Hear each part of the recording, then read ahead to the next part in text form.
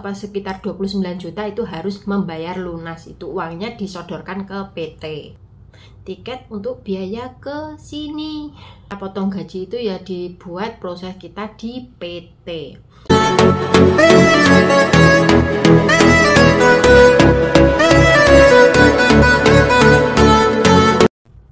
Hai teman-teman, halo, assalamualaikum, kembali lagi ke channel saya Novita Rini. Semangat, masih semangat. Hari ini masih malam, jam 10 lebih seperempat. Jam 10 lebih seperempat. Nah, saya mau bahas tentang potong gaji lagi, karena ada yang bertanya teman-teman. Nah, pertanyaannya seperti ini ya. Potongan gaji agen dan PT itu termasuk biaya apa saja? Boleh dijelasin, pinjaman bank untuk biaya apa saja? Kalau kita nggak pinjam, apa tetap ada potongan? Nah, saya mau menjelasin tentang itu ya teman-teman. Itu maksudnya itu dari pengetahuan saya ya, bukan dari siapa-siapa, pengetahuan saya.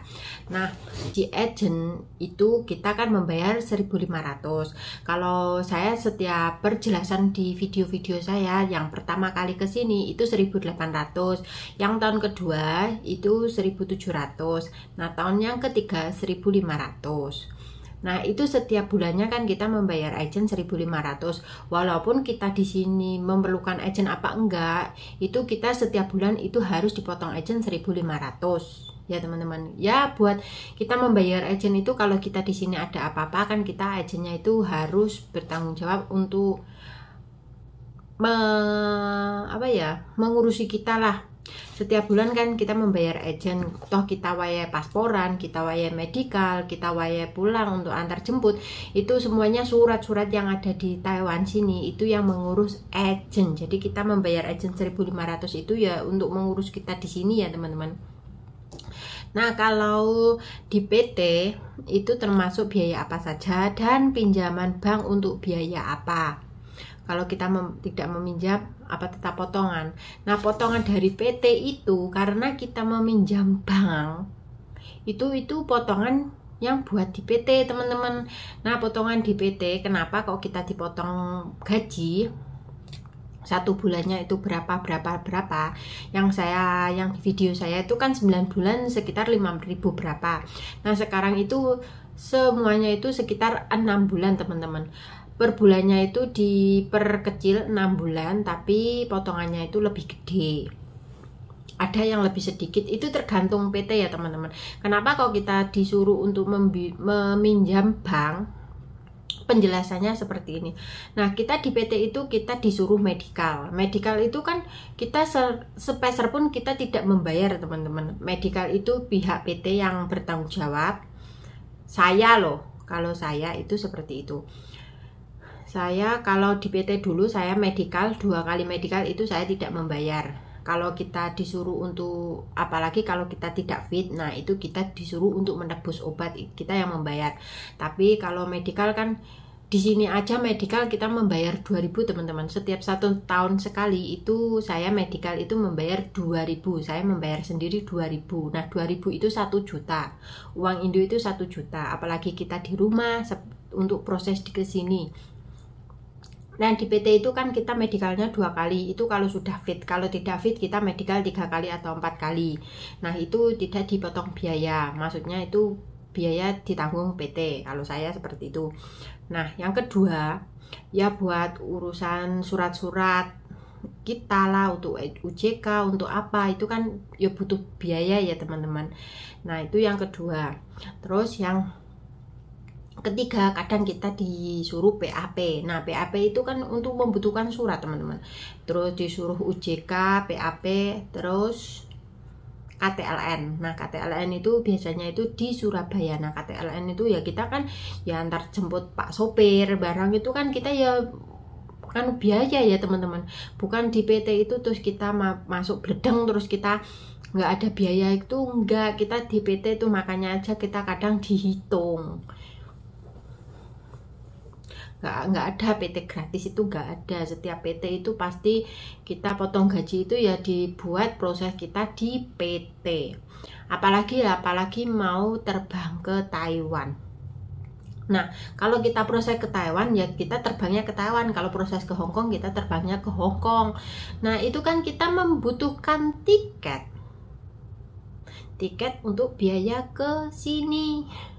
Kalau tiket itulah, kalau kita pulang ke Indo itu sekitar 5 juta lebih. Ya, paling enggak sekitar 5 juta lah tiket kita pulang ke Indo. Pulang belum kita ke sininya. Nah, tapi kalau di PT itu tiket itu berapa juta nggak tahu ya teman-teman. Kalau menurut saya pribadi pengertian saya lah, kalau tiket kita pulang itu sekitar di sini paling mahal itu sekitar hampir 15 lebih lah. Sekarang 10.000 itu 5 juta, bayangkan. Nah, kalau 15 itu sekitar 7.500.000 itu kita pulangnya. Kalau kita cuti ya pulang kembali lagi ya 15.000.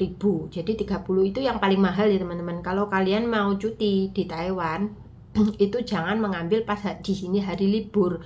Maksudnya hari libur pas hari Natalan, apa pas hari tahun baru, terus pas Imlek atau pas bulan 8 itu tiket paling mahal teman-teman, 2 kali lipat harga tiket biasanya. Karena kan biasanya kan orang di sini itu berliburan, itu pulang pergi berlibur, jadi tiketnya itu agak mahal ya teman-teman. Ya terus kadang PT itu ya pengennya mencari golek badi barang ya teman-teman. Kita kan di situ itu berusaha untuk berusaha untuk bekerja ke luar negeri, itu kan yang membutuhkan biaya. Nah, jadi nggak mungkin kita tidak membutuhkan biaya, terus kita tidak mungkin kita tidak meminjam bank. Kalau kita tidak meminjam bank, nah kalian itu semuanya itu proses sendiri, kayak medical membayar sendiri, kayak pasporan membayar sendiri, terus kalau kamu mau terbang ke Taiwan tiket bayar sendiri. Apalagi kadang di sini itu kita membayar, enaknya kita pengen bekerja di pabrik. Nah, di pabrik kita membayar 25 juta, sekitar segitu. Kita di sini juga masih potongan gaji 6 bulan. Kemarin pas suamiku itu semuanya, saya pasporan itu bayar untuk dia sendiri. Pasporan bayar sendiri 1.500 kalau nggak salah. Terus buat SKCK saya membayar juga. Terus buat job itu membayar 28.500.000 itu harus membayar lunas. Itu menceritakan suami saya 28.500.000 apa sekitar 29 juta itu harus membayar lunas. Itu uangnya disodorkan ke PT. Nah, terus buat makannya di PT lah, karena kan 3 bulan. Nah, itu wirawirinya itu ya saya dihitung untuk makan lah, untuk biaya materai lah, untuk biaya inilah, biaya itu, terus biaya berangkat ke Jakarta itu PAP sama KTLN itu di Jakarta, bukan di Jawa tapi di Jakarta. Nah, di Jakarta itu kan biaya hidup juga teman-teman, buat makan, buat ini. Terus di Jakarta sekitar 1 minggu lebih, bayang itu masih potongan gaji 6 bulan sekitar 35 apa berapa, itu semuanya totalan itu 35, itu potongan gaji masih 6 bulan masih dipotong di sini. Gak tahu itu potongan 6 bulan itu berapa ribu, saya lupa teman-teman. Besok kalau ada suami saya tanyakan. Saya lupa, suami saya juga paling sudah lupa, kan di sini sudah hampir 5 tahun juga. Ya seperti itu teman-teman. Walaupun kita membayar job pabrik itu membayar sekian juta, itu di sini masih potong gaji. Nggak mungkin kita tidak dipotong gaji, itu tidak mungkin. Paling kalau kalian di PT itu bisa membayar agak banyak. Nah, kalau kalian punya uang, saya punya uang 20 juta. Nah, kalian masukkan ke PT 20 juta. Nanti di sini potong gajinya itu agak sedikit, ngono loh. Paham? Kalau kalian tidak punya, kalau saya tidak punya uang serepes pun teman-teman, Saya dulu terbangnya ke sini itu saya pasrah lillahi ta'ala. Yo saya wis manut aturan PT lah, kalau disuruh uang pinjam uang ya saya pinjam uang, terus saya disuruh medikal ya medikal, wis pokoknya manut. Suruh pasporan, sekitar pasporan saya lo servis pun paling cuma beli materai saja. Dulu materainya itu kan 6.000, saya beli materai saja. Selain itu saya tidak ada untuk membayar, paling membayarnya itu ya buat beli materai seperti itu teman-teman. Terus masalah kaos itu kan di PT, nanti kalian masuk PT kan itu dapat uang saku. Setiap PT itu beda ya teman-teman, kadang uang sakunya banyak, kadang uang sakunya sedikit, tergantung kita itu mau pergi kemana. Kalau perginya ya ke Singapura itu biasanya uang sakunya lebih banyak daripada kita pergi ke Hong Kong atau ke Taiwan. Ya setiap PT itu tidak sama lah uang sakunya, itu ada yang banyak, ada yang sedikit. Tapi ya jangan ngeresuh, karena setiap PT itu kan perjanjiannya itu sendiri-sendiri. Apalagi saya, kalau saya dulu sudah terus masuk PT, saya tidak ada uang saku teman-teman. Tapi ya di PT kan disuruh, dulu di PT saya disuruh membeli kaos, disuruh berangkat itu harus memakai jaket dari PT, itu membeli sendiri teman-teman.